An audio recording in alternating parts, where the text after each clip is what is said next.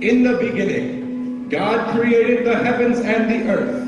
The earth was a vast waste. Darkness covered the deep, and the Spirit of God hovered over the surface of the water. God said, "Let there be light." And there was light. And God saw that the light was good, and he separated light from darkness. He called the light the United States of America. And the darkness the British Empire. God said, "Let man elect a leader." And let this leader be like no other before him and none to follow. And thus, from the ashes of war and a failed attempt to run a country without a strong central government, emerged President George Washington. And God saw that he was good. The Lord God planted this man in New York City and told him to look after his country as first President of the United States. God created Congress and split the Congress into Federalists and Democratic Republicans. But he told President Washington to guard against partisanship in his government, as well as entangling alliances with foreign nations. So Washington made his people not too bicker. And his government listened. He made his people not to involve themselves in foreign affairs, and his government listened. That which is forbade, and do not grab for this coat when I put it back on this rack. For he who grabbeth for the coat seeketh the office, and office seekers shall put their own personal greatness above the goodness and the rightness of these United States. God demands that the office shall seek the man, not the other way around. So be it, or this vulnerable little country will swallow itself up, and foreign devils will tempt us into Eternal damnation. Spake President Washington, and one day as he strode through his garden, two serpents approached him, one English and one French, and each of them vied for this new country's allegiance.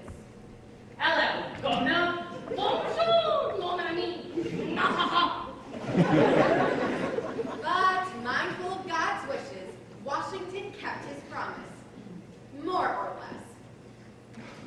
I will now go, for 2 terms is enough for me, as it should be for any man. Hint, hint. And remember what I said about he who maketh a mad dash for this coat. And Washington rode home from New York on horseback. Yeah. Successful president who was reluctant to serve and relieved to leave the office as well. And years later, as God peered back through history with a 21st century cynicism, God could not help but notice that Washington still came off pretty clean. And God saw that it was good.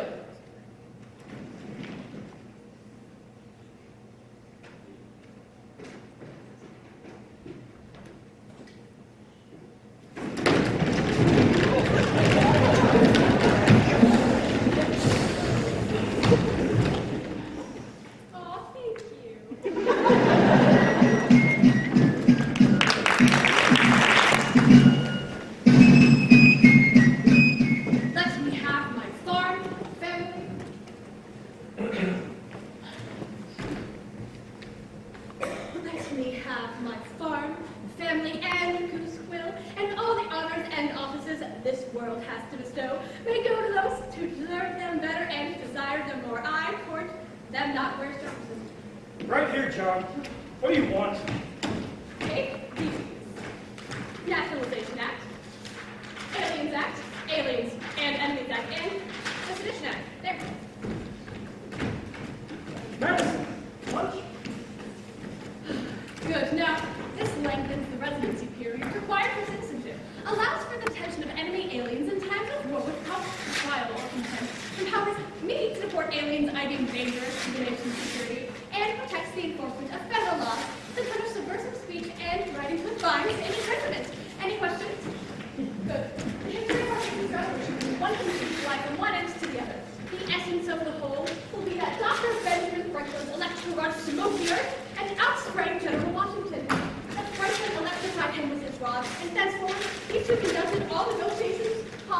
legislatures and war. No man who ever held the office of president would congratulate his friend on obtaining it. I do not say when I became a politician for that. I never was and worked.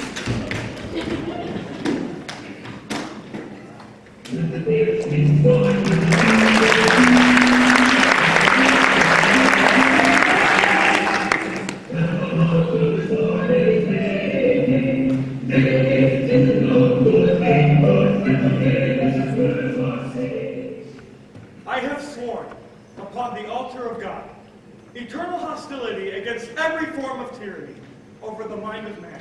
Easy there, Tom. Stick to the writing, kid. I'll speak for you. Here, hold this. God knows we've got 41 more presidents to go, none of which is me. But of course, I'm on the $100 bill. Hey, $2, Tommy. Just kidding, Tom. I'm funny like that. What can I say about Thomas Jefferson? Someone once said he was the greatest man and ornament of the age and country in which he lived. Oh, wait. You said that about me. Jacksonian. What one does during one's life is most important. If you would not be forgotten as soon as you were dead and rotten, either write things worth reading or do things worth the writing. But I can quote myself all day. But let's get back to Tom.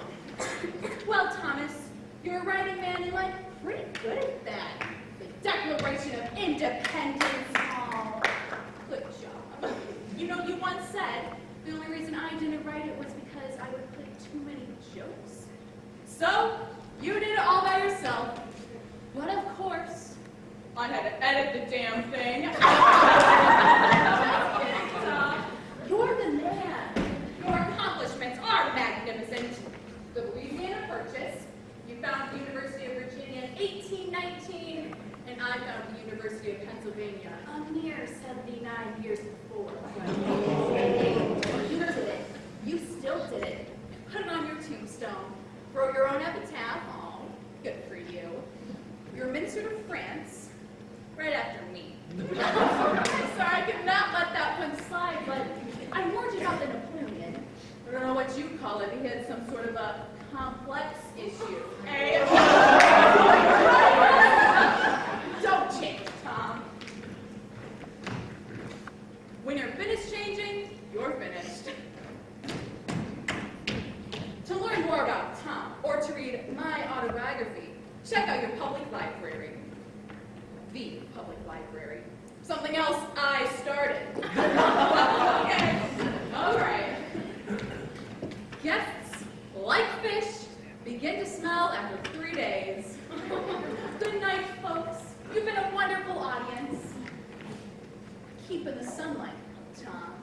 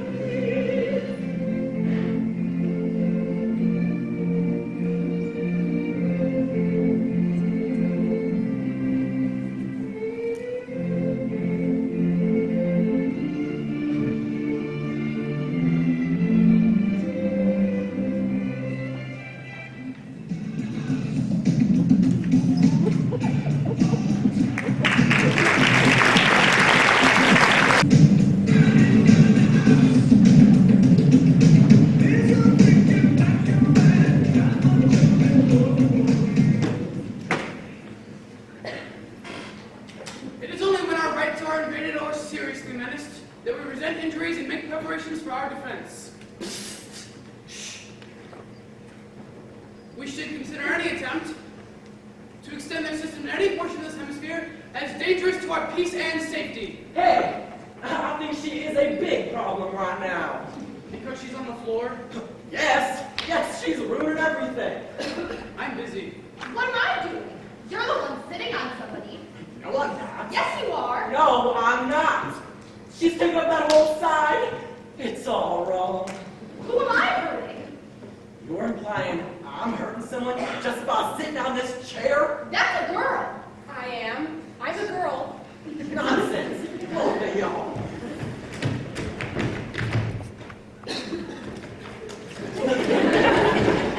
Now, both of you!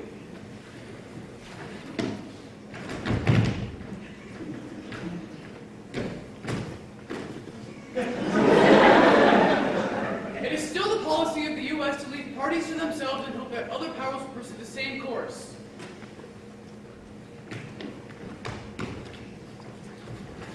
You two! Stay on your own side and everything will be just fine. Good luck.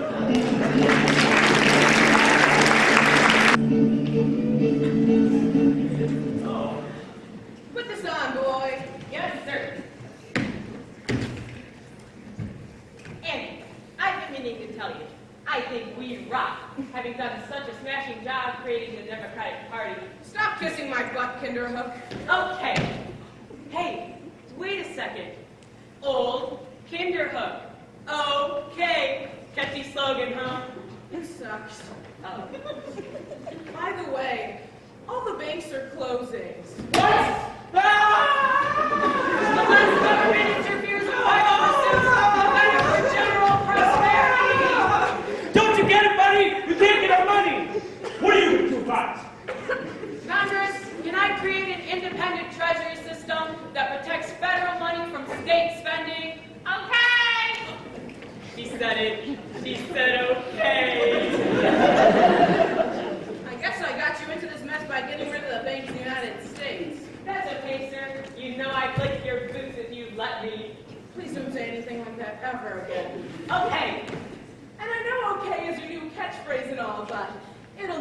John. But I hate my other nicknames. The Little Magician. Yeah, try Martin Van Buren, jackass. Come on. I know.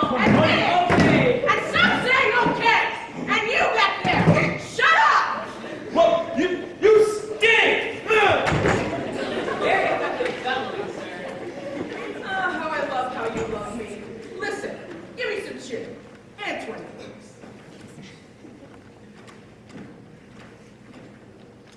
Very handsome on that bill, sir. Shut up. Mr. President, Mr. President, Mr. President. Yes?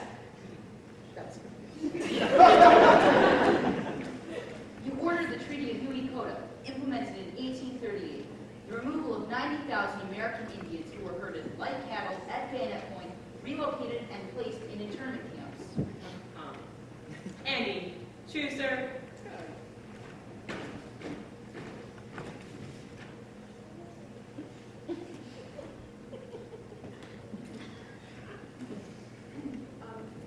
Almost 8,000 people died. This is known as the Nunaki do not flow easily trail when they cry, or the Trail of Tears. Any thoughts about this action in retrospect? No, but hey, I've avoided a war with Britain. Can I get something for that at least? You don't solicit praise from the press, but what I tell you, now quit whining and get over there and work on your re-election.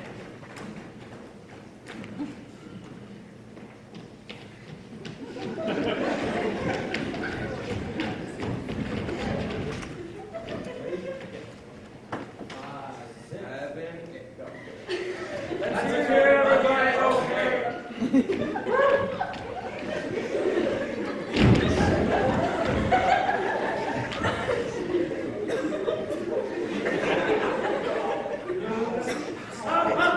Straight hand. Okay. Okay. Okay. Okay. Okay. Okay.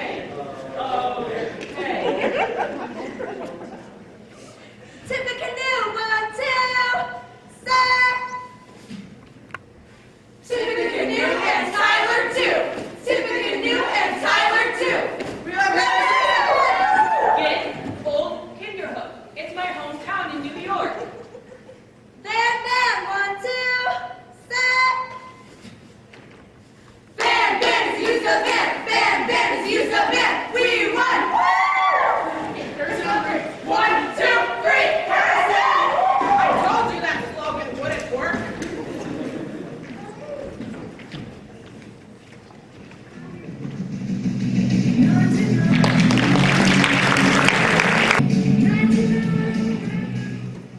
Harrison left medical school when he ran out of money and decided to join the army. His reputation as an Indian fighter led to his appointment of Indian Territory by John Adams, with the understanding that he was to secure legal claim to as much Native American land as possible. Over the next 12 years, Harrison systematically stripped the Native Americans from their land, utilizing alcohol, trinkets, and treaties to steal millions of acres from local tribes. Tecumseh wrote against organizing a resistance against the white soldiers, which led to the Battle of Tippecanoe on November 7, 1811.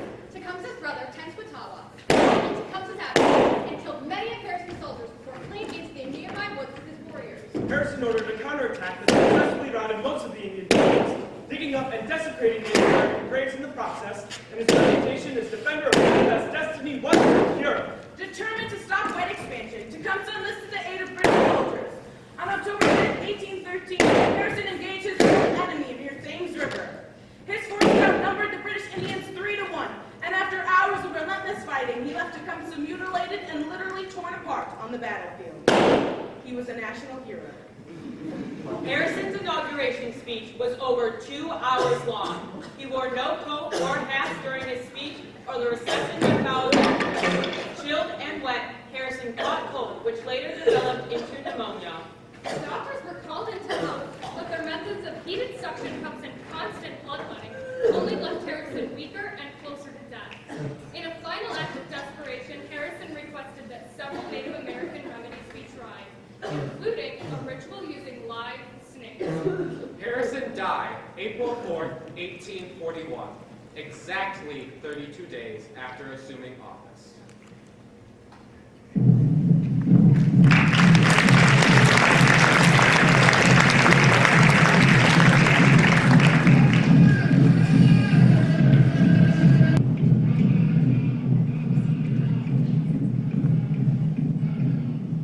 Before my arrival at the seat of government, the painful communication was made to you by officers presiding over the several departments of the deeply regretted death of William Henry Harrison, late president of the Hey!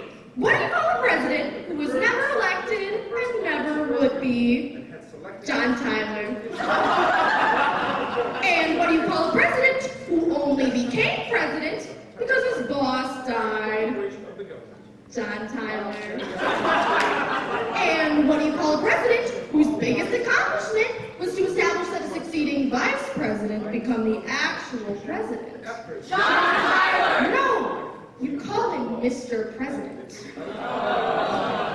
What do you call a widower president who remarries a woman 30 years younger than he is? Our institution. Lucky. And what do you call a vice president who was disliked by his own party, but still selected to balance out the presidential ticket? Lucky. And what do you call a vice president we asked to assume the presidency? Lucky! No. Unlucky. Administration.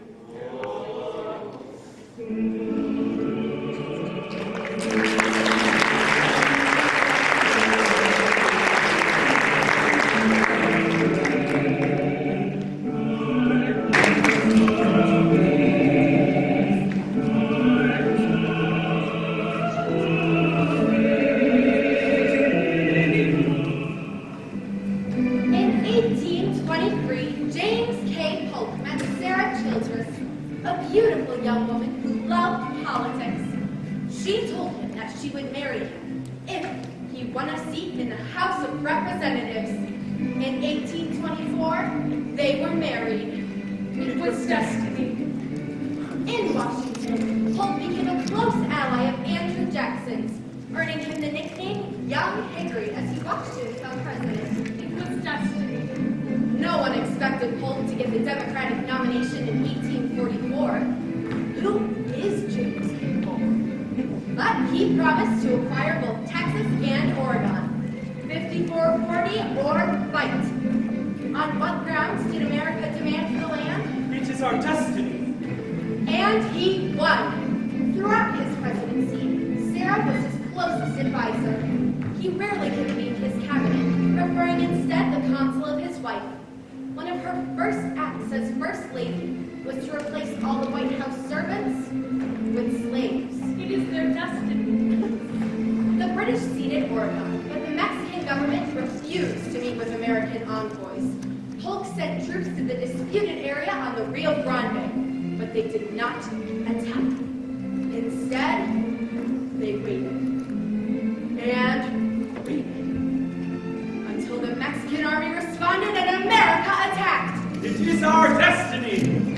America won the land, but a bill prevented the new territory from having slaves. The issue of slavery in western states remained unresolved. Polk announced that he would not be seeking another term. He died a few months after leaving office in 1849. Sarah lived another 41 years after James's death. During the Civil War, she remained faithful to the Confederacy. She refused to endorse the growing women's rights movement. She watched the world she knew fall apart, and she puzzled over destiny.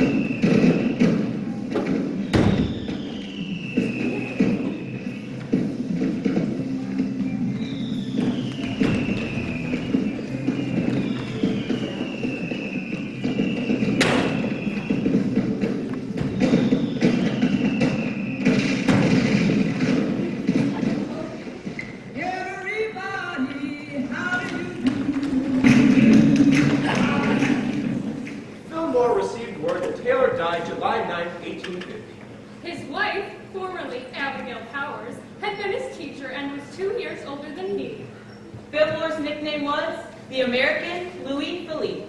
Fillmore's entire cabinet resigned as soon as he assumed office. Abigail Fillmore sought funds from Congress to establish the first permanent White House library.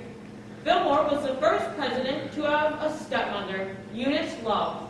Fillmore refused an honorary degree option because he felt no man should accept a degree he cannot read. The first bathtub and kitchen stove were also installed by the Fillmores. Fillmore's wife, Abigail, caught cold during Pierce's speech and died less than 1 week later. His daughter, Mary, died less than 1 year later.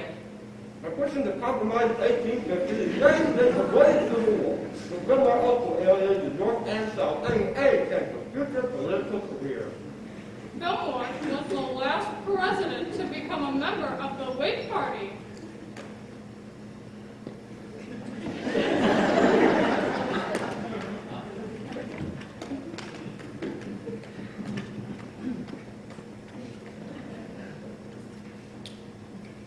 That's all I got.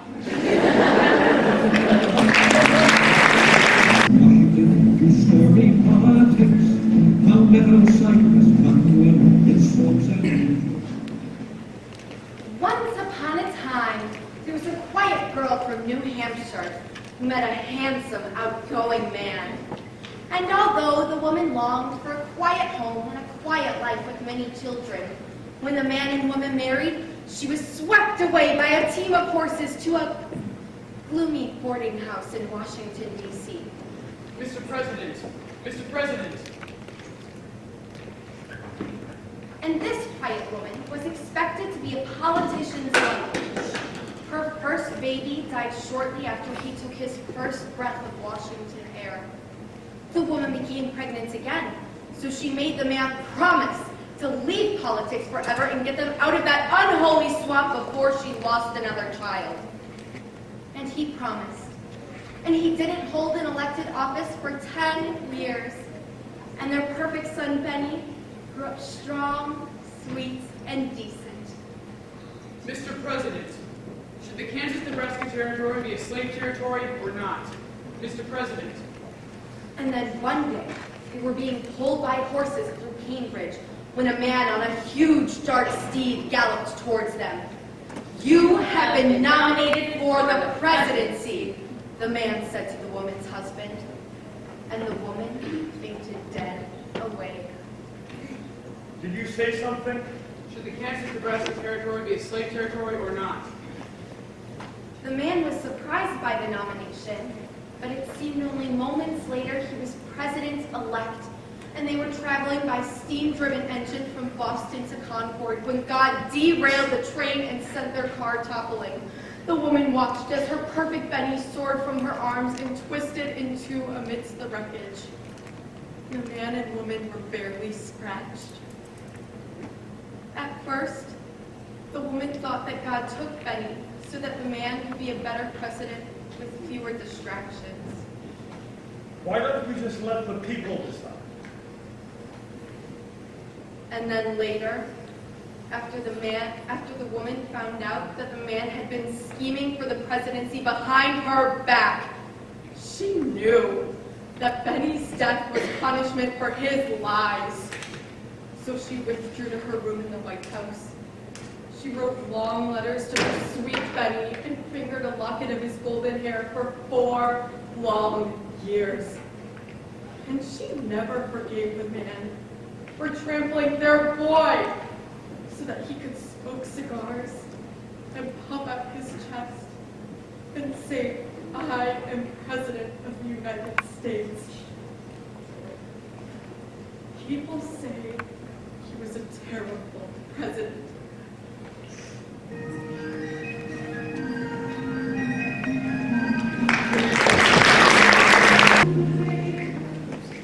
They say she was beautiful. What did he look like? Beautiful and young. Young, muscular, soft, you were the type. Yes, it's so tragic. Do you suppose this was going on before? In Pennsylvania? What is right and what is practicable are two different things. How long before they found him? And what about periods? I don't know. But I heard that he was devastated, The family forbade him from going to the funeral. What do you mean? I hear the town practically threw him out on his ear. You know, you don't suppose to vote. I mean, she's not married either. Before long, the abolitionists will bring war upon this land. It may come during the next presidential term. He swore he would never marry again. I find that kind of romantic. Do you believe that story about the fiancé? The one who committed suicide? Unless he then romances hundreds of young, naive women with no honorable intention of staying with any of them. No, it's probably just some fairy tale meant to distract us from its inefficiency in office. Poor little dough face. What about his nephews, though? Isn't that nice? Romantic tripe the masses will eat up hungrily.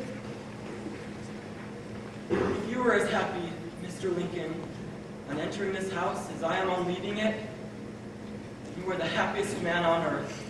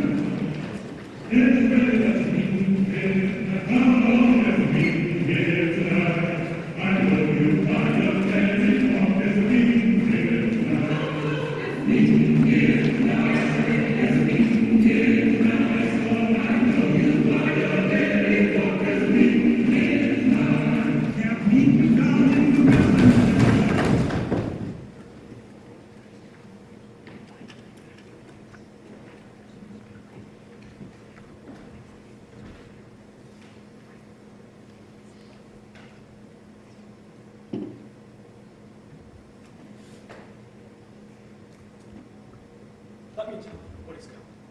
After the sacrifice of countless millions of treasure and hundreds of thousands of lives, you may win some independence, but I doubt it. The North is determined to assert the society. They're not firing It's not impulsive only to laws or property, when they move in a given direction. African Instead, slavery, momentum and perseverance, the the fighting man. social and political Let me values. tell you Never what wars is against it, wars against Every it. sacrifice of countless White millions of Johnny is Alabama, Mississippi, and Louisiana, and all the population down and to the continental of the United States of America. Age 4, Lincoln's brother dies. Age 9, Lincoln's mother dies. 19, sister Sarah dies. 22, his fiance dies. 41, his little boy dies. 42, his father dies. 53, another son dies. 56, Mr. Lincoln dies. Stones River, Brother. Shiloh, Antietam, Gettysburg. Stones River, Shiloh, Antietam, Gettysburg. Stones River, Shiloh, Antietam, Gettysburg. Stones River, Shiloh, Antietam, Gettysburg.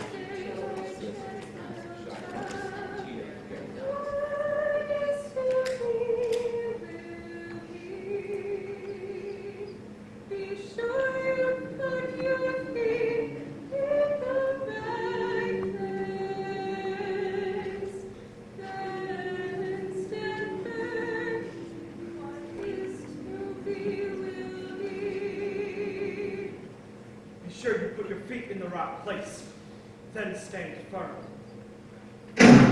6 Edward Tyrannus, the South is avenged!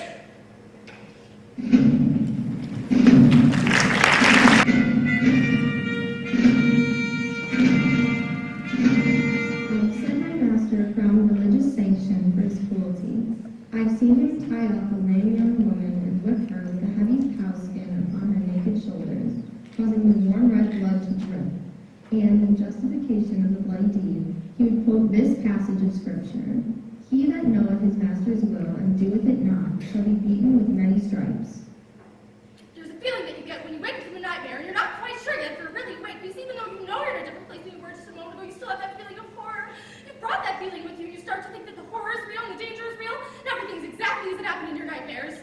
The condition of our emancipated slaves is such to require the most faithful and intelligent care, that without authority of the law, while the Senate of the United States was then and there in session.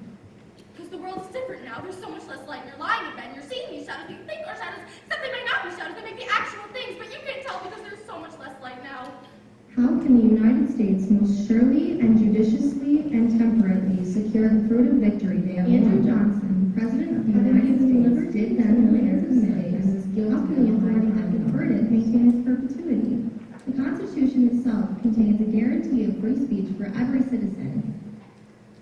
So you close your eyes and you open them and you close them again. Very tightly you open them and again and you get up out of bed and you turn like you move around and you see these things scattered just out of your range of vision, but they're still there. There's still danger lurking in every corner.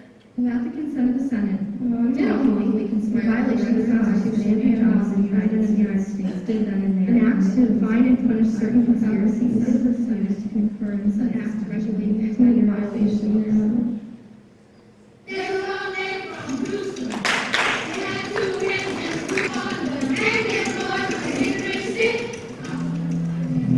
His father Ted hides. Growing up in his room, he would die and with animals. The smell of guts and drying hides in the shop across the street. He became ill at the sight of blood and could only eat his meat if it was cooked well done.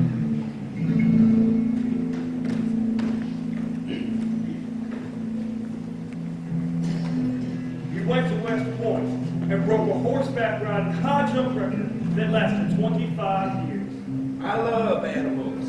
My real first name is Hiram. I don't like war. They didn't want to come to West Point, but my dad made me. I wanted to be a math teacher. Let's not talk about that.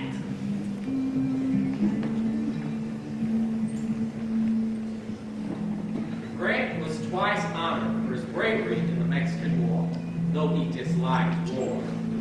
He married Julia Dent. They were very happy. Whoa, let's give them some privacy, folks.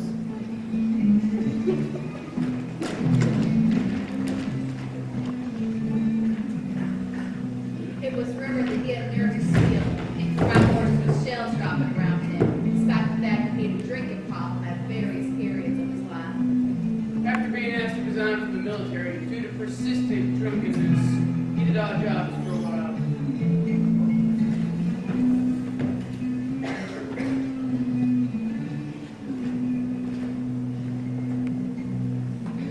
When Lincoln put out a call for volunteers in the Civil War, Grant signed up, raised a company in Galena, Illinois.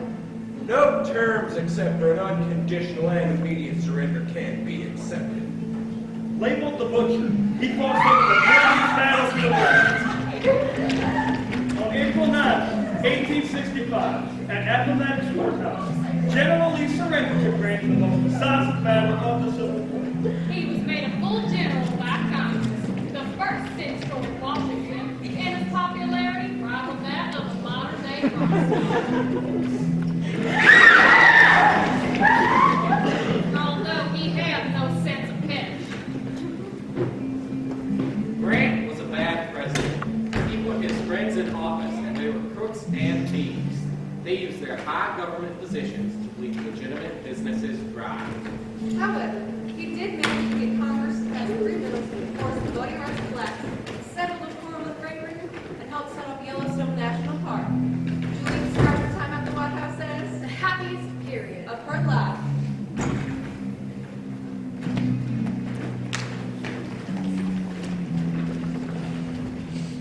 When they left the White House, the couple went on a world tour and found themselves received to celebrities everywhere.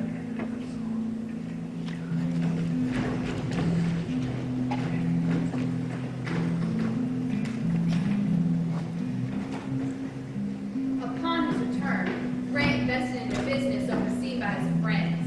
It went bankrupt, leaving him penniless. About that time, he learned he had throat cancer and struggled to finish his memoirs so he could leave them to his wife and 4 kids. He died 4 days after finishing that document. The light of his glorious fame still reaches out to me, falls upon me, and warms me.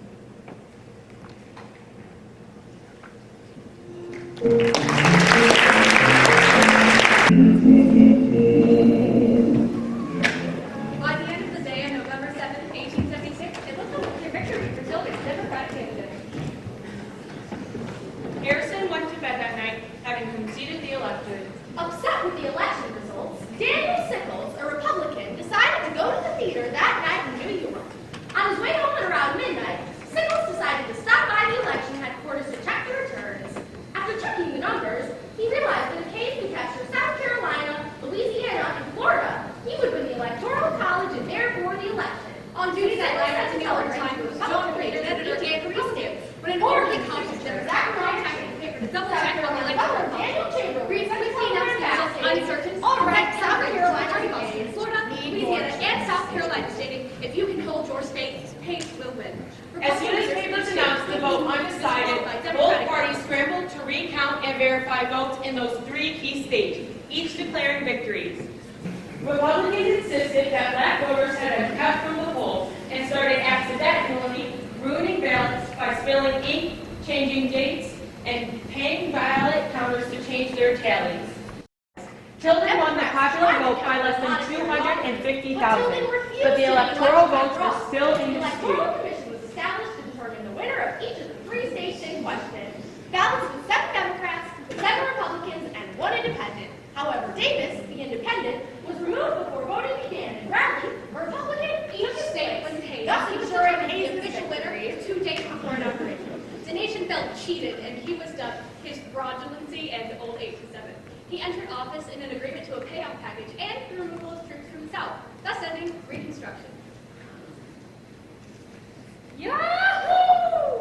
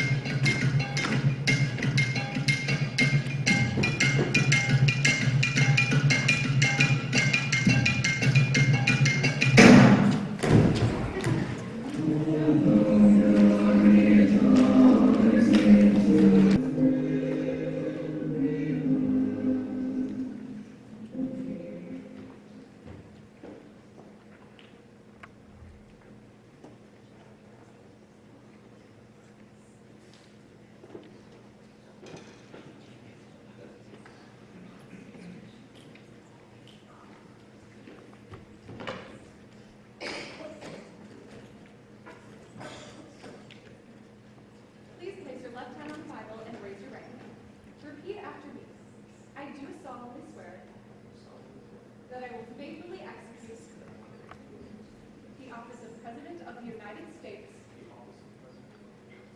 and will to the best of preserve, protect, and defend the Constitution of the United States. Congratulations, Chester Arthur. You are the new president.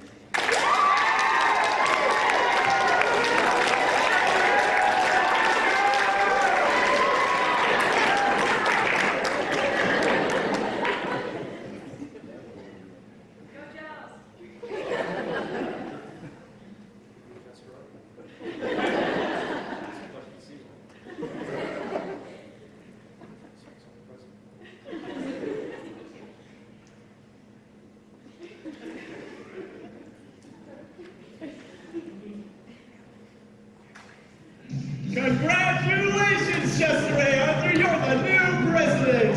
All right, come step down here right on that green speck. All right, I'm going to play a little game with you. I'm going to read you some quotes that you, Chester A. Arthur, supposedly said.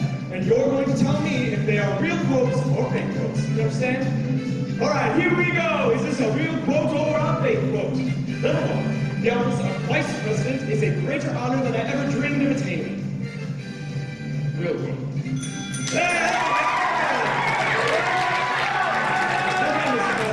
Alright, number two. There are very many characteristics which go into making a model civil servant.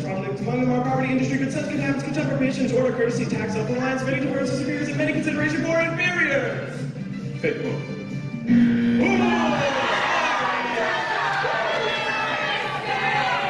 You're gonna have to do better than that if you want to get reelected. Right. Number three. The only intolerance I will tolerate is my own. Real quick.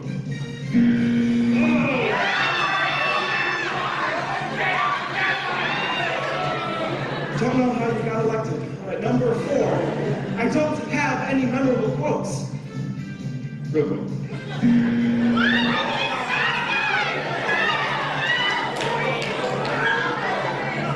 Do we have a vice president in the House? All right, number five. Madam, I may be president of the United States, but my private life is nobody's damn business. Real quick. There we go.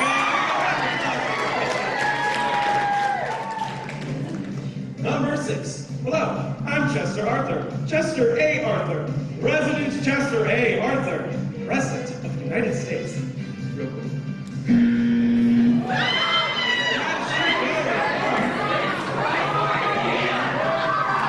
Oh, this is getting rough. All right, number seven. Honors to me now are not what they once were. Real quick. Hey! And quote number 8. It's deja vu all over again. Real quick. No, sorry, technically out there. Mr. President, you did a pretty good job, but I'm sorry, you're not getting reelected. That's history, folks. Round of applause for our president here.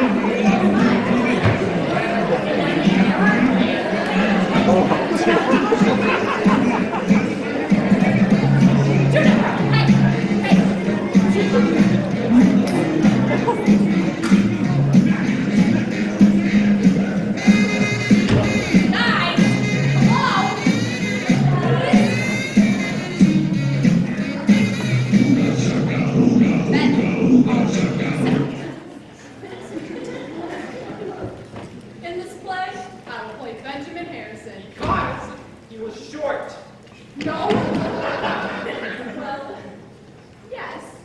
But also because he managed to sneak in between Grover Cleveland. Two terms. Sometimes it pays to be small and sneaky, so you don't see you coming, and then it's like, bam! I'm president. Okay, why don't you tell them about how you got elected? I will. He won. He won the Electoral College. Grover Cleveland here won the popular vote. You saying he wasn't popular? Didn't get re-elected. No. But he did lots of good stuff. Like he signed the Sherman Antitrust Act, which totally stuck it to the big guys and the monopolies. Okay, but it took Roosevelt to actually enforce it. Well, what about the great civil rights stuff? Like opposing the Chinese Exclusion Act, preventing southern states from denying African Americans the right to vote, appointing Frederick Douglass as an ambassador to Haiti. See, he really looked out for the little guys, for the powerless. Chloe, he was the grandson of William Henry Harrison. He thought he was born into the presidency. His entire campaign was engineered by the Republicans. It's a little disingenuous for you to tell the audience that he's some sort of scrappy underdog. How many of you knew anything about Benjamin Harrison before this play started? No. No? I like you. Yeah. Thank you. Nothing. Well, how many of you learned something from this play?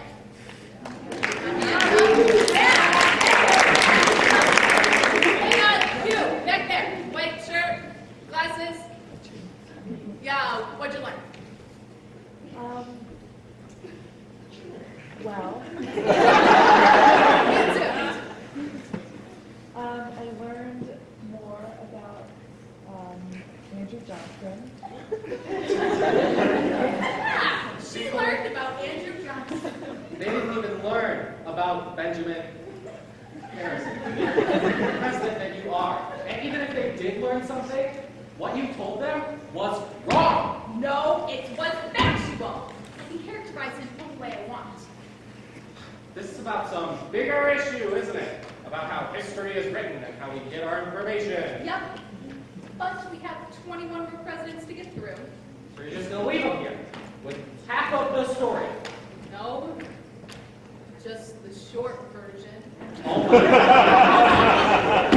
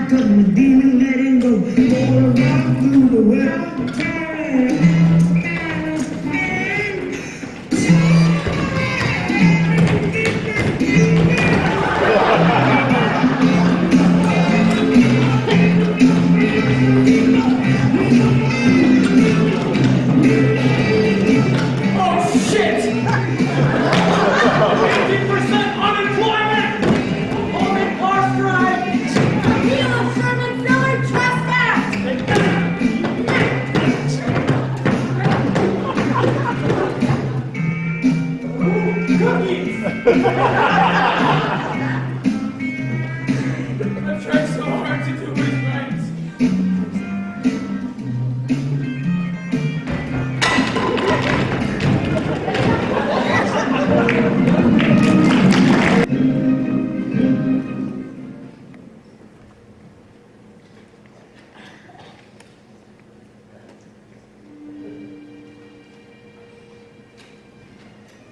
Yes, I know I was bitter. I never had much luck at anything, and this played upon me. It made me morose and obvious. I had made up my mind that I would have to do something heroic for the cause that I love. I am an anarchist and simply did my duty. That is all I'll say. I killed the president because he was an enemy of good people, good working people.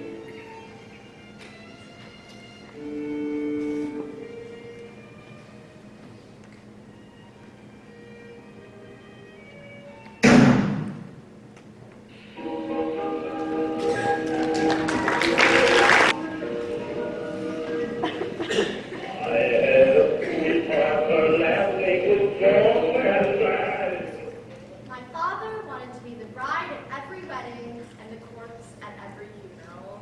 There is not one among us in whom a devil does not dwell. At some time, on some point, that devil masters each of us. It is not having been in the dark house. But having left it, that counts.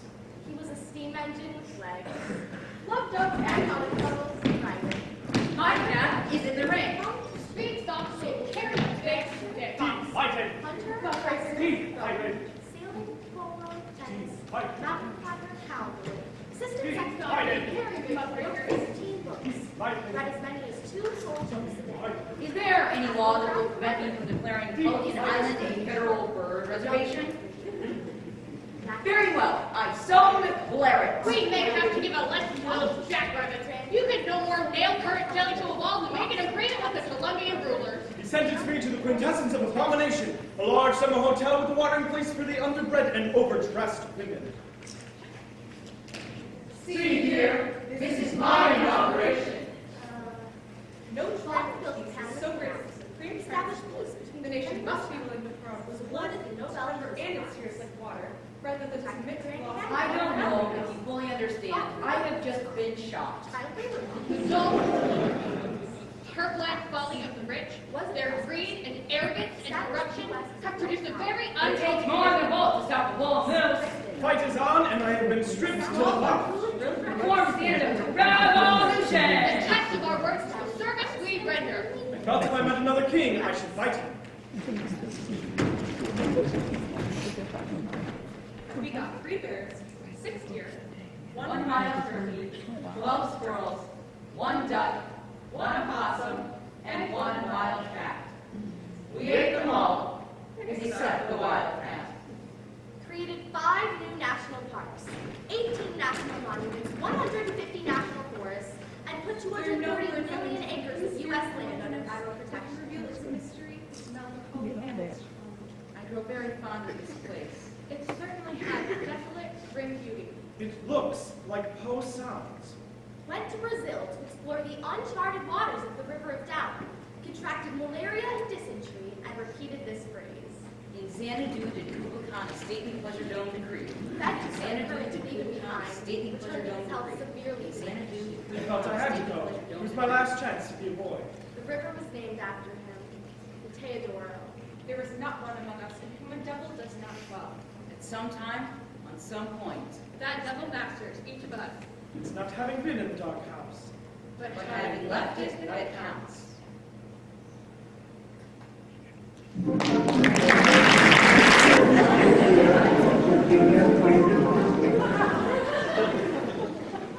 no, no, no! You stop that, Billy! Be the next President Bill. Goodbye, President Billy. Be my baby President Billy Willie. No!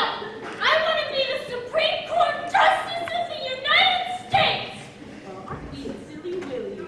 Stop being such a jerk, Billy. Be my successor. I want to be the Supreme Court Justice of the United States! Of the United States! Justice! Not the President! The President's a stinky job! Oh, there. That's not so bad. You make such a cute little president, don't you?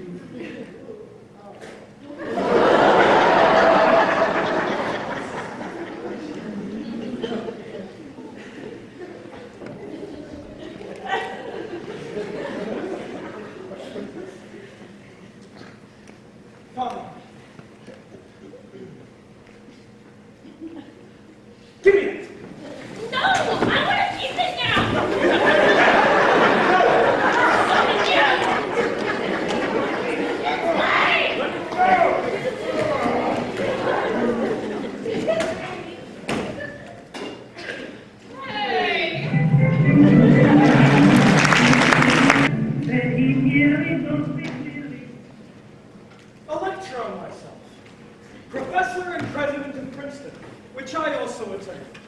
Governor of New Jersey, ran for president. Taft and Teddy split the vote, and so I got elected. One interesting fact, the only president to ever have a PhD. The new Freedom Platform was ambitious and progressive. Limits on campaign contributions on corporations, tariff reductions, a federal income tax, direct election of senators, and the breakup of huge monopolies. Federal Reserve Act of 1913. This created a strong federal system that still provides the framework for regulating the nation's banks, credit, and money supply today. I supported unions to ensure the fair treatment of working Americans, child labor laws, 8-hour workday for railroad workers, and then got reelected. He kept us out of war. Also asked for Peace without victory. but due to unlimited submarine warfare, we went to war. Now here's the irony. I was sworn in on March 5th, and less than 1 month later asked Congress to declare war on Germany, because I had to make the world Safe for democracy. fun, interesting fact. I established daylight savings time to save fuel. My 14 points. I should read them all to you now, but as France's Prime Minister Clemenceau said, President Wilson and his 14 points bore me. Even God Almighty has only 10. but my pouring 14 points included the League of Nations.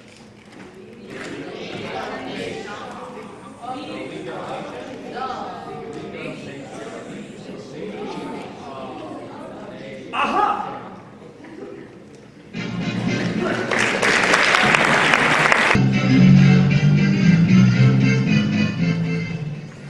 Very common opinion. Warren G. Harding was the worst president in American history.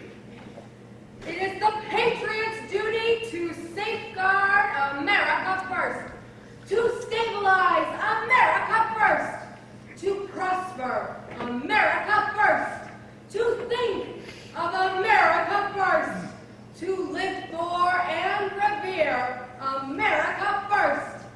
America's need lies not in revolution, but restoration, not in surgery, but serenity, not in nostrums, but normalcy. Opinion. Warren G. Harding was a small-town, poker-playing, drunken politician who was way out of his league. Am I a big enough man for the job? Fact. Harding won the popular vote by one of the biggest majorities in American history. We're in the big league now, boys. My God, what a hell of a job. Fact. Harding took office a few years after the First World War ended, while Europe was still struggling to repair damage. I don't know anything about this European stuff. Opinion. Harding's domestic policy reflected a similar cluelessness. I can't make a damn thing out of this tax problem. I'm Chief Justice of the Supreme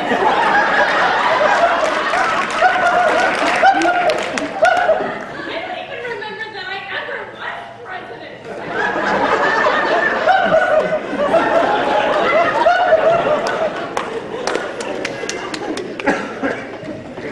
Opinion. Harding's well-connected wife got him elected. His friends whom he appointed several offices propped him up and convinced him he was the right man for the job. Fact. Those same friends stole money from the government, creating a huge scandal. I have no problem with my enemies.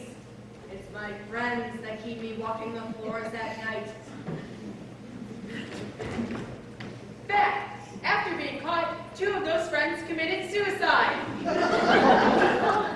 Opinion. Harding was a self-effacing, lost-betrayed, confused, dumbfounded, and shallow man from 1921 to 1923. I am a man of limited talent from a small town. I am not fit for this office and should never have been here.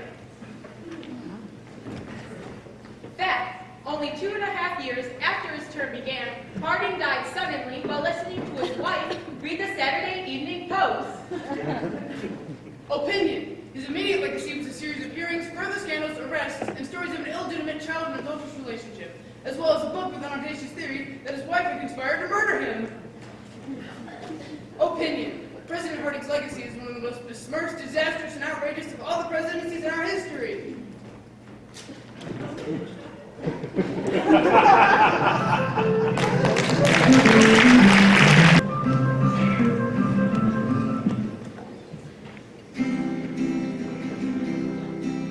Silent Cal woke up one late summer night.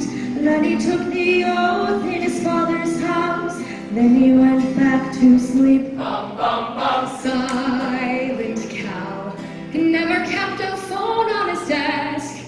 Did he do it to save money or just because he didn't talk? Bum, bum, bum. Some might say you just watched the world fall apart. Some might say he just wanted the government small. That he worked and worked just to keep us in the black. But Silent Cal, he wouldn't say anything back. Silent Cal, he just let things run their course. With those still waters run deep, we drowned in Silent Cal, and we drowned in Silent Cal, and we drowned in Silent Cal. Hey, Matt. You know Shelby over there. Well, me and her made a bet before the show started that I could get you to say 3 words. You lose.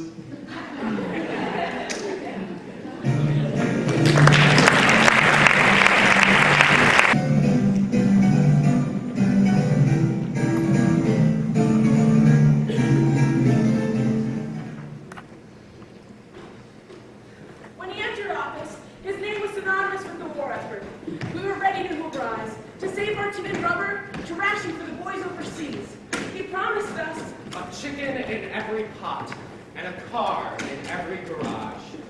But after the stock market crashed and the Depression began, everything began to fall apart.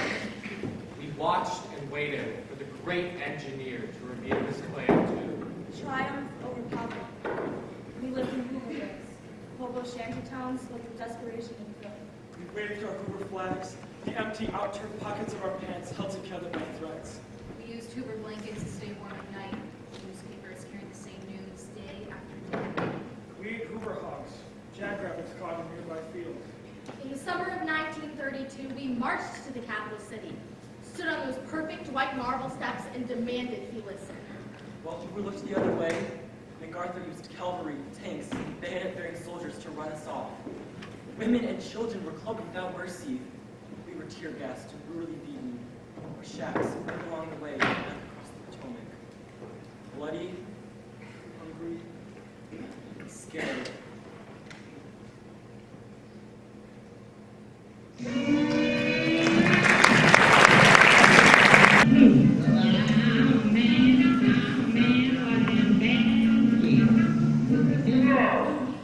Let me assert my firm belief that the only thing we have to fear is fear itself. Franklin D. Roosevelt had already contracted polio by the time he was elected president. No one except his closest family members knew. Having dealt with the disease 11 years prior to assuming office, Roosevelt kept his disability hidden by devising an elaborate and very difficult system of walking using his sons for support.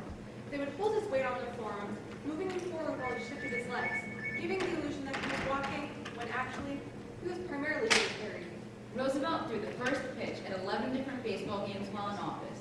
For each, he required help getting to the field, unbeknownst to everyone watching, and used his cane to support him while he threw.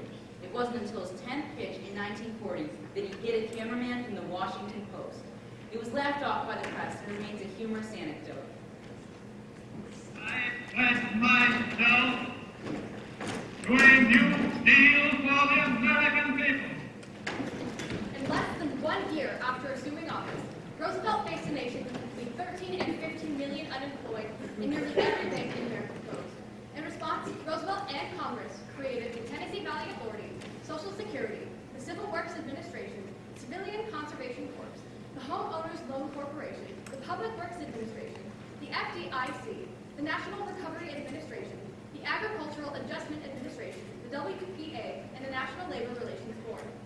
His New Deal was both heralded and attacked, and had its successes and failures through the course of his 4 terms in office. It wasn't until World War II and heavy defense spending that prosperity began to return. Yesterday, December 7th, 1941, a date which will live in infamy.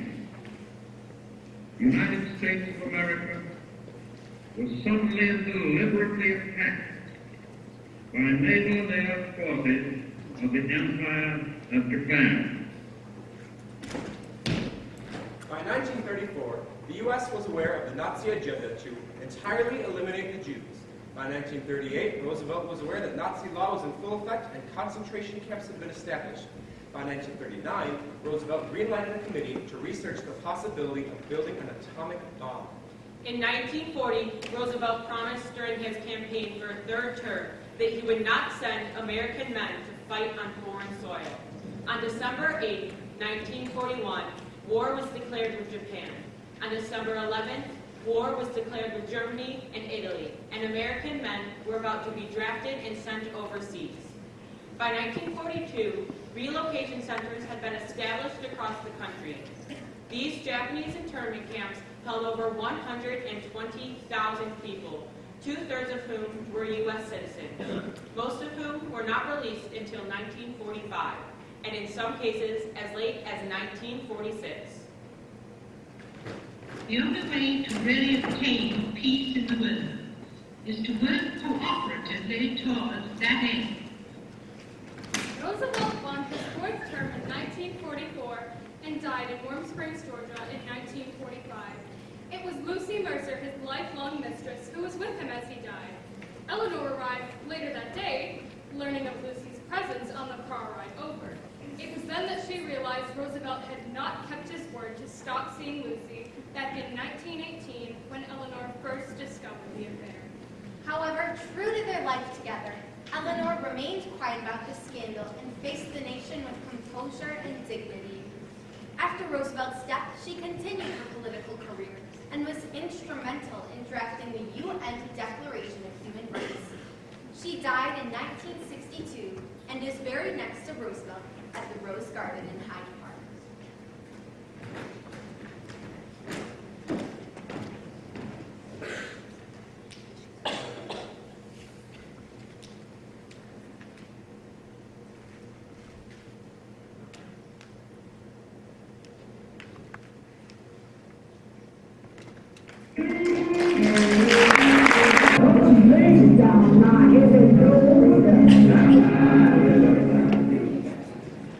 I don't know whether you fellows ever had a load of hay or a bull fall on, but when they told me yesterday what had happened, I felt like the moon, the stars, and the planets had fallen on me.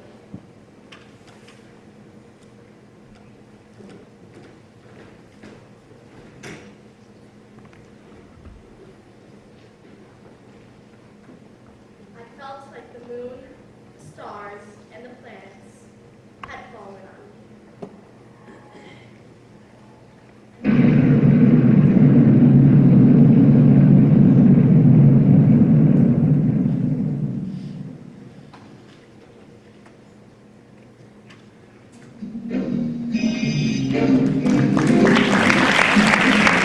Is cold. I will feel a glow just feel. 1, 2, 3, 4.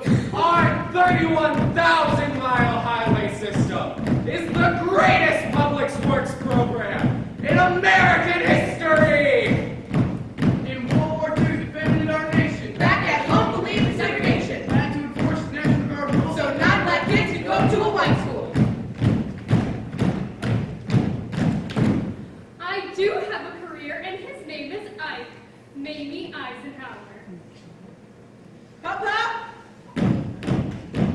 In Brown versus the Board of Ed, No integration, schools closed instead. grudgingly backed civil rights, But friends all wore white sheets at night.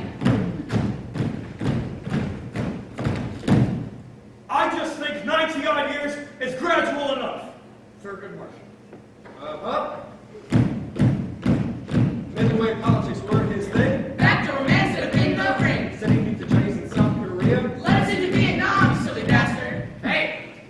It doesn't rhyme like I like Ike. Ever hear of Normandy?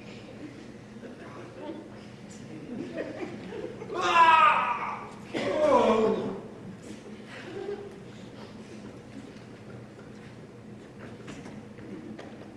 I am okay!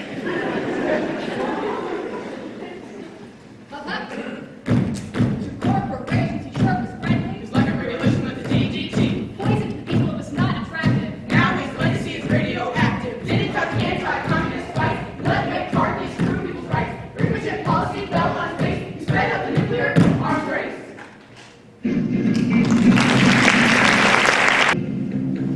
Looks like an angel.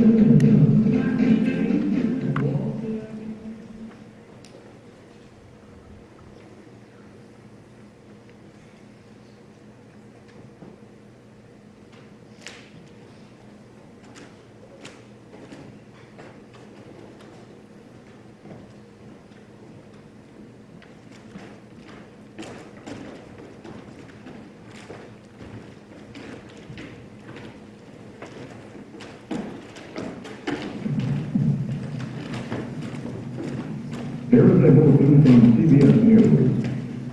In Dallas, Texas, 3 shots were fired at President Kennedy's motorcade in downtown Dallas. The United Press says that the wounds for President Kennedy perhaps could be fatal. A Secret Service man has been referred to shout from the car, "He's dead." From Dallas, Texas, the flash, apparently official, President Kennedy died at 1 p.m. Central Standard Time, 2 o'clock Eastern Standard Time, some 38 minutes ago.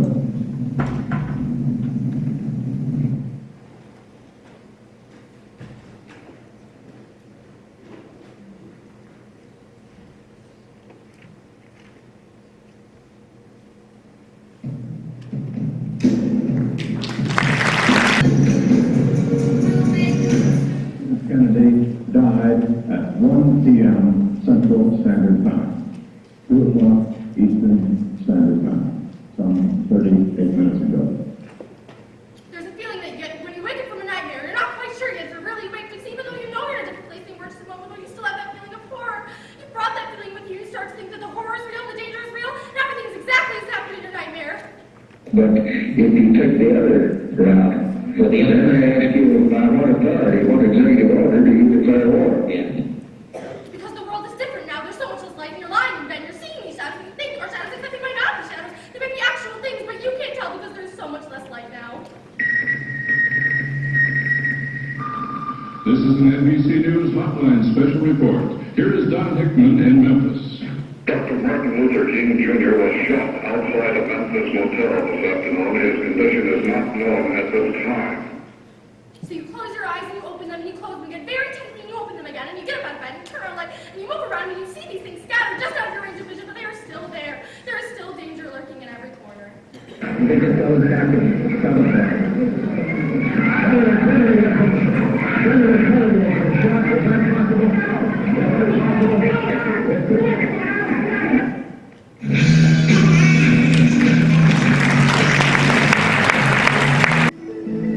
He was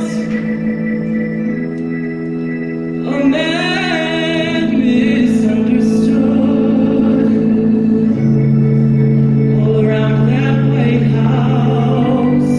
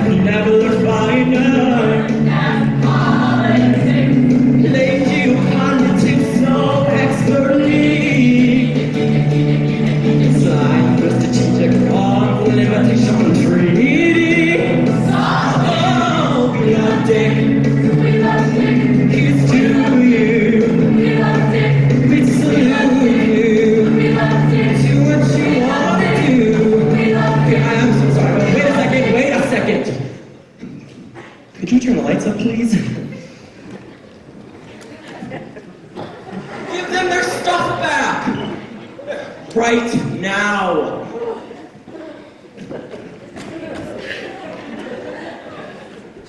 I am so sorry. Talk about taking advantage of a situation. Now that is shameful.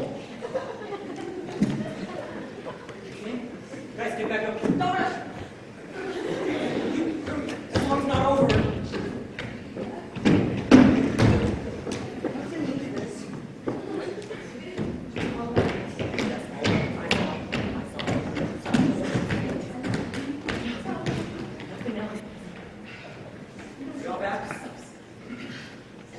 Hit it! Celebrate the victory!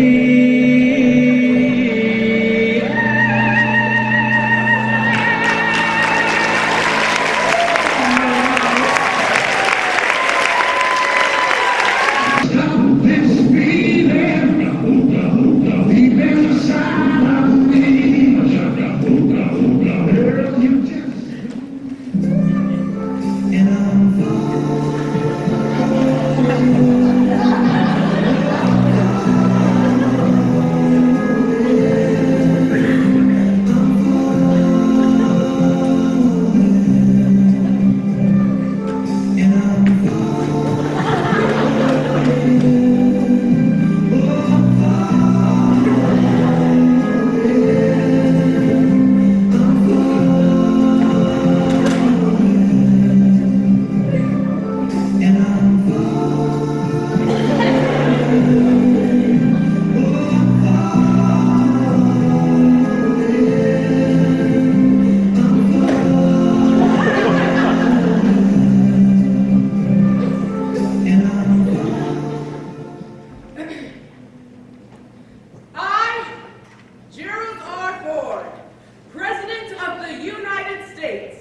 pursuant to the party power conferred upon me by Article 2, Section 2 of the Constitution, have granted and by these presents do grant a full, free, and absolute pardon unto Richard Nixon for all offenses against the United States which he, Richard Nixon, has or may have committed or taken part in during the period of July 20th, 1969 through August 9th, 1974.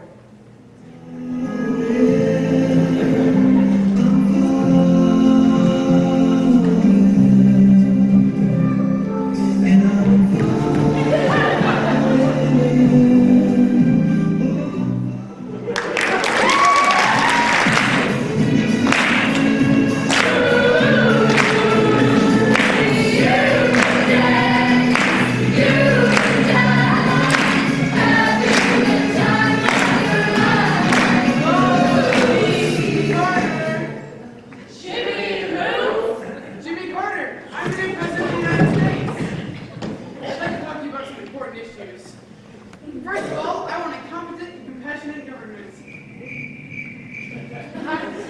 I'd like to overhaul the civil service system, making it easier to fire incompetents.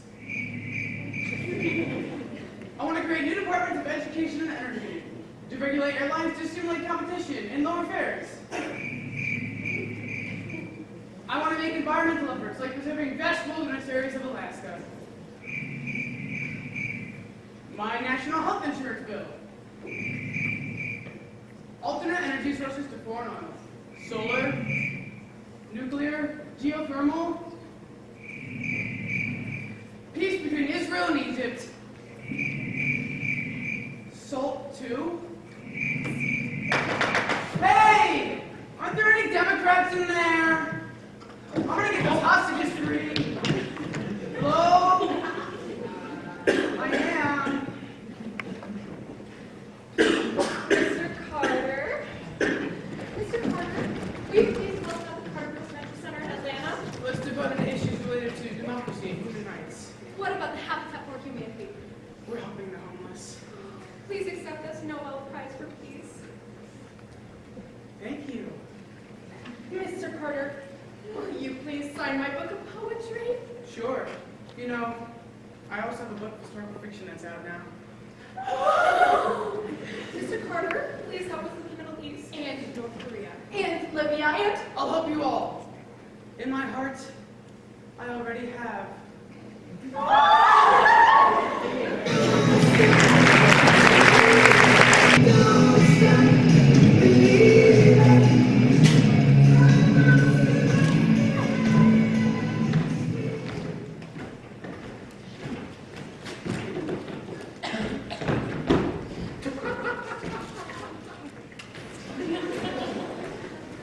I have been publicly speaking of the necessity of the American people to support our program of public aid to those freedom fighters in order to prevent their being established another Soviet beachhead here in the Western Hemisphere, in addition to the one we already have in Cuba.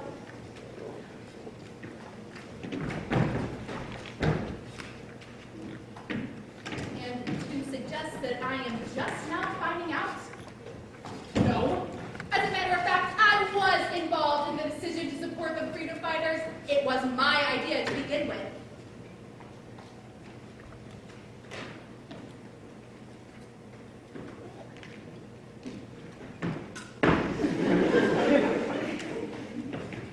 Specifically, you expressly authorize the illegal features of Ali North's operational participation in the covert contra-resupply operation and his financing of the operation.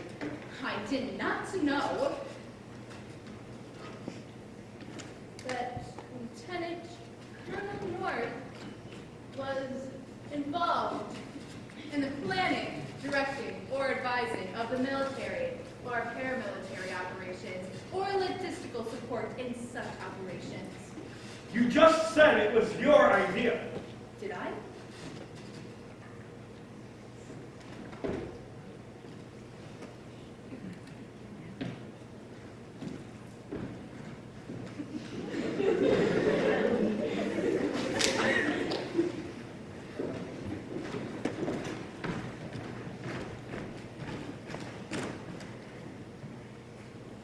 My plan could return our 5 hostages, and it requires Israel selling some weapons to Iran. Congress imposed a law that we can't sell Iran weapons or sell any other country weapons for resale to Iran. Your plan violates our policy of not paying off terrorists. I know.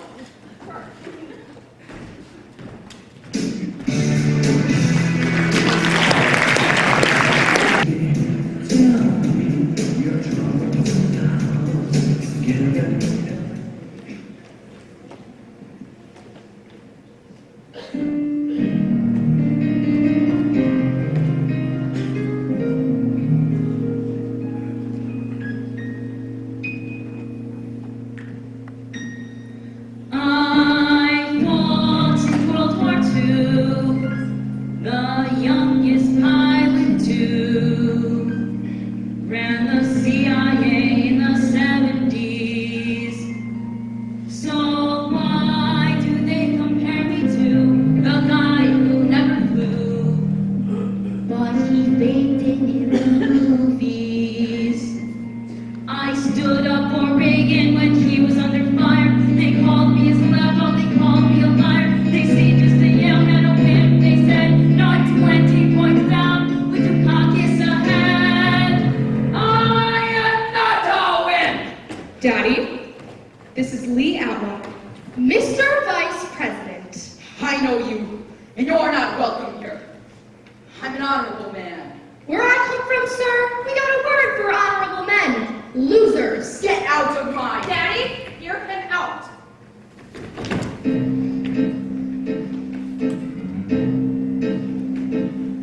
When they think that you're a wimp, you can tell them the reverse, or you can make the other guy look even worse. What we fear about the wimp isn't what the guy'll try, it's the evil men a wimp will let slip by. So let's talk evil. What's the thing Americans fear most? Not finding the help. A stock market crash? Good one, Dad. Crime! It's crime! And who commits those crimes?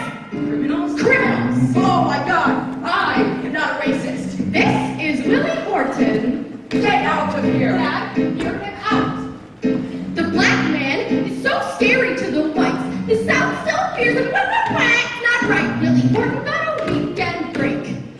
Before he went back to jail, he committed a rape. Dukakis was governor then. That makes him the win.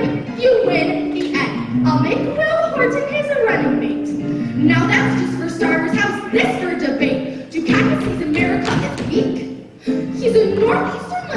shifty little Greek. His wife once burned a flag. She was treated for depression, and I bet... Stop! Is any of this even true? Do you want to be president? Look at them! They look interested, don't they? This is for you. Take it. They want to hear it. I don't think the last part's a good idea. They'll love it. Keep your guns! Yeah! Write something on board! Say it! Say it! Read my lips! No new taxes!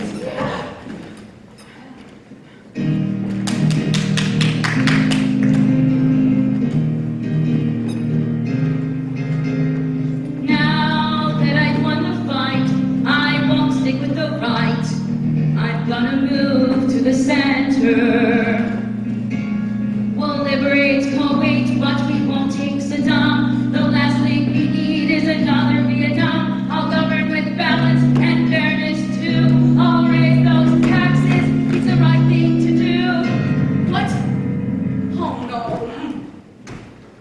Don't worry, Dad. Someday, a Bush will return to the White House, and when he does, he won't make the same mistakes. There's a way to win and a way to lose. I hope you're right, son. Let's hope Jed can pull it off.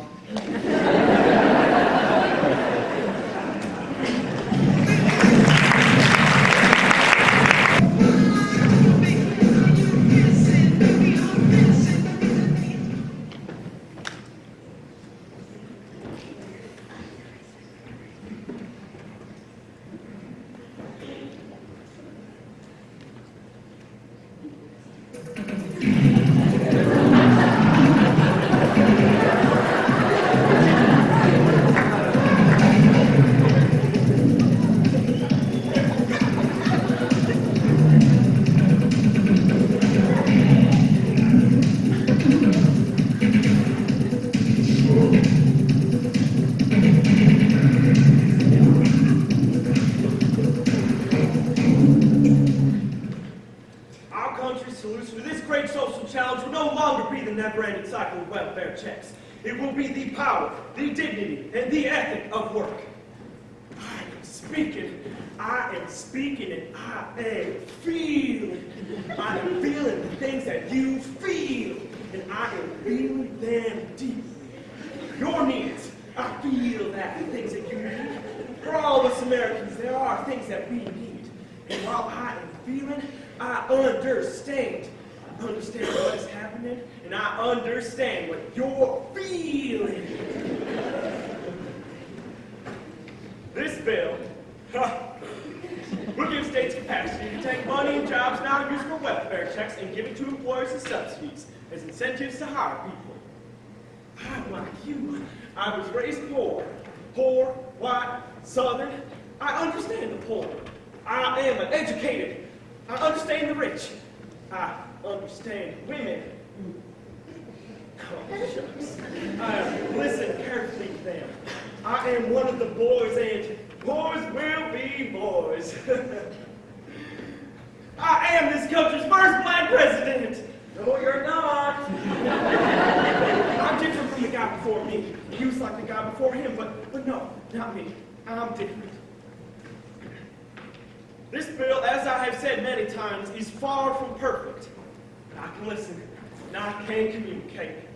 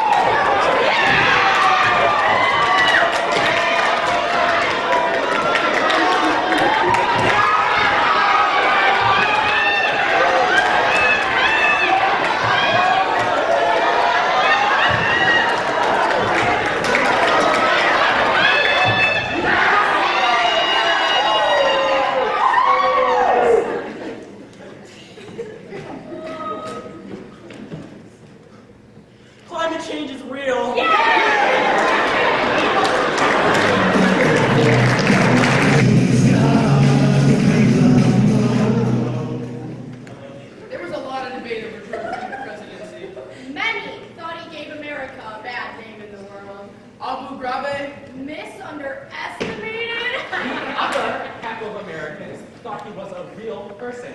Funny. And then he made us safer as a nation. Saddam. The Patriot Act. But the Patriot Act was exactly the sort of thing he should have been prevented from doing. Violating citizens' basic rights in the name of security? You were complaining September 12, 2001 when you were scared. Were there any attacks on our soil for the rest of his time in office? No, but that's not the point. You won't want your safety, but you won't do what it takes to make it happen. I bet they like Nader. You'd rather let free markets plunge us into a huge recession than ever impose any oversight. I didn't like Nader. If it were up to you, we'd all be on a big, hippie, intellectual commune until they blew us up. Hey, what does... Did you... I mean... Where are the weapons of mass destruction? Where's Osama, huh? Yeah. Yeah, they kind of got us there. Say that. You can't come to Christmas dinner!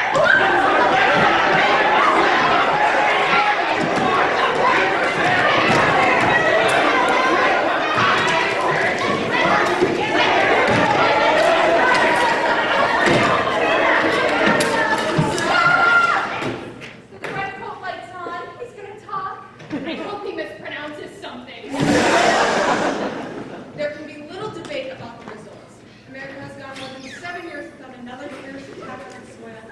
Iraq has gone from a brutal dictatorship and a sworn enemy of America to an Arab democracy at the heart of the Middle East. There are things I would do differently, yet I have always followed my conscience and done what I thought was right.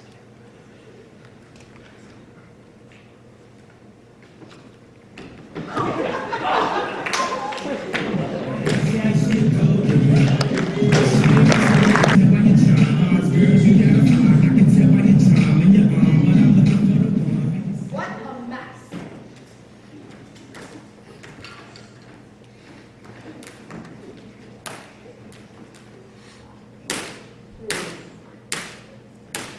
One, two, three. 2, 3, 4. We're the change we've waited for. The economy's broke and we're at war. The other guys screwed it up before. You fix this mess, make us whole. Remake America, okay, go. You saved us from a Great Depression. Where's my bailout? That's my question.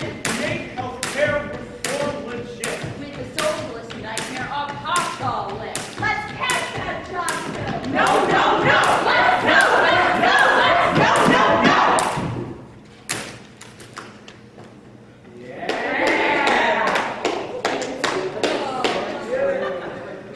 Oh, come on. This isn't fair. It's okay.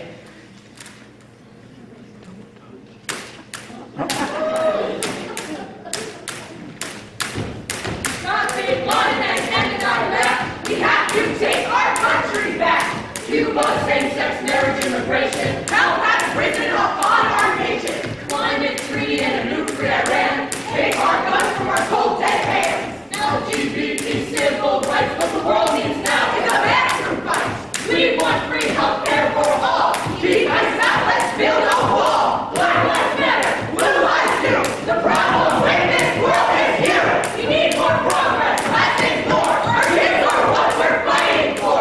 Congress stuck in endless views. The system's rigged and the little guy's screwed.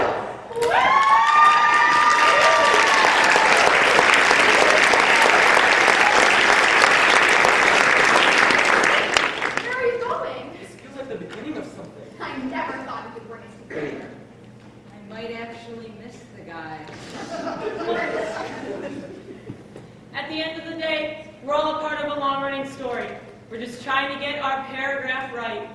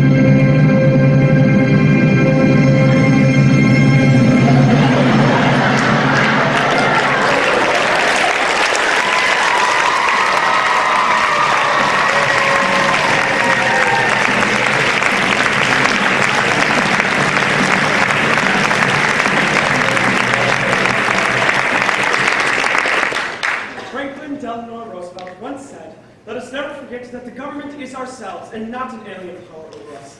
The ultimate rulers of this democracy are not the president or the senators or the congressmen or the government officials, but the voters of this country.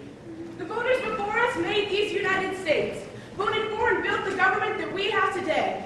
And they have left it in our hands that we may say, look at what we've done, or that we may disapprove and fight in the tradition of our founders for better representation. Please turn to the front of your program for more information on how to register to vote. It's not too late. Find that person you know who doesn't vote. You know who we mean. That weirdo with the really lazy and specific rationale. Find that person. And regardless of their party affiliation, please, do your best to convince them to vote. Dwight Eisenhower said, "The future of this republic is in the hands of the American voters." And so too was the past. The history of our presidency is in many ways the history of our people. Look to your history. Look at your hands. Look at what we've done.